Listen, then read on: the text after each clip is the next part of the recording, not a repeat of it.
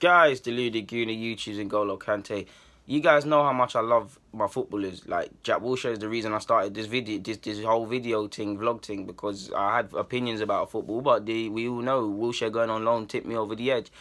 What I have a problem with now, yesterday, and I will get onto Pogba in a bit, because Pogba, to highlight the point, I can use him. Jack Wilshere, he's capped 34 times by England. He's played over 100 times in the Prem and for Arsenal. He's been playing at the top level relatively since 16, 17. He's now 26 years of age, so that's 10, 11 years or so.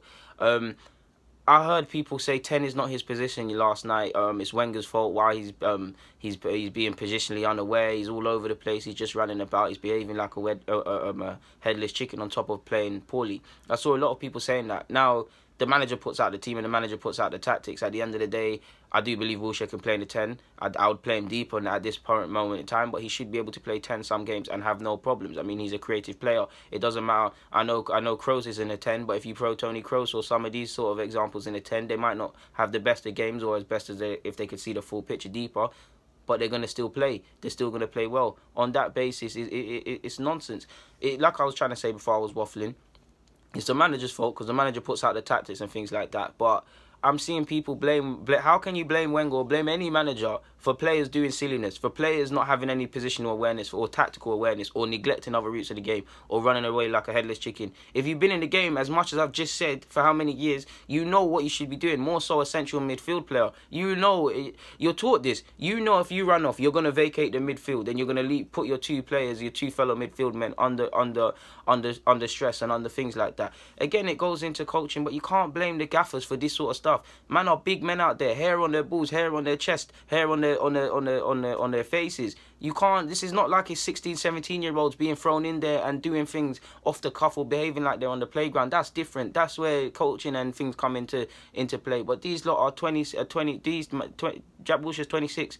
Him running away or running around and not having any sense of positioning and not getting a hold of the game and the stuff of its neck is all on him.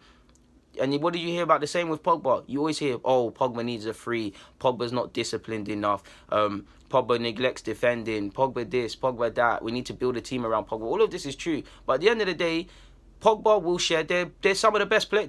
Obviously, on a general basis, I'm not saying they're the best players in the world because if you look at the top 10, neither are there. But in regards to the millions of footballers that are out there, them two are top footballers. They're among the two elite playing in one of the biggest leagues in the world. They're not 21, they're not 17. Wilshere's 26, however old Pogba is, 23, 4, 5, however old he is. They're not kids. They're not kids. You can't still behave like you're playing in the academy, running away, neglecting other duties. It's on them. It's really on them. You can't blame this on the manager. If Wilshere's running around like a headless chicken and Pogba's still playing on instinct and not being calculated and neglecting other roles of being a midfielder, that's on them, not on the players. They're big enough, old enough, their careers have been watched enough. They're truthful enough to know they're not doing certain things. And even Dele Alli to a degree, he's not got nothing to do with this, but it highlights the case. Wilshere's got tactical awareness to a degree, and all three of them do to a degree. But by the same logic, they all run around like headless chickens. They've all not really got a position. We all know if they were to pick their best position, all three would say central midfielders.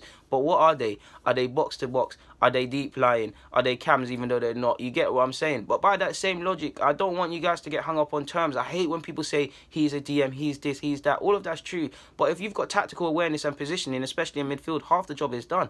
Tony Kroos and Modric, yes, they play with Casemiro in the midfield, but what are they? They're positionally aware and tactically aware. They know I need to be here defensively because we need to defend. I need to be here so I can start an attack. If you've got that, it doesn't matter if you're defensive mid, deep line playmaker, whatever crap you are.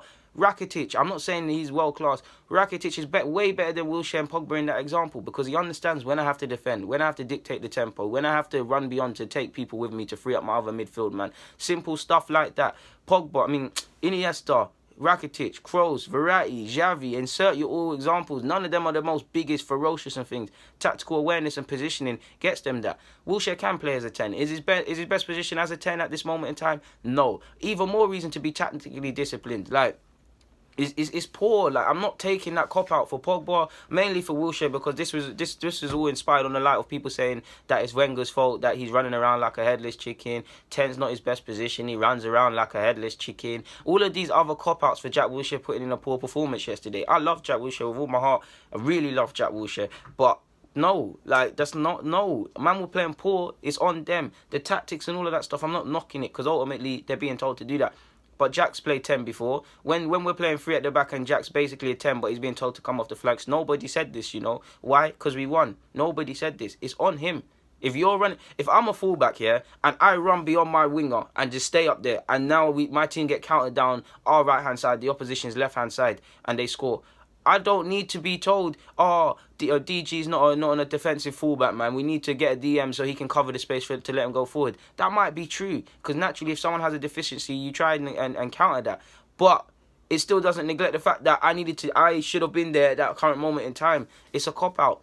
It's a cop-out. These two players are very good going forward. Very good going forward. Pogba can pick out any sort of pass, as can Jack Wilshere. They're amazing. You've seen the physical specimen that Pogba is, as well as the skill. But there's more than that to being a midfielder. It's the dirty work. Half the time, it's the stuff that we don't even see on the TV and when we watch and when we go live, unless you know to look for things.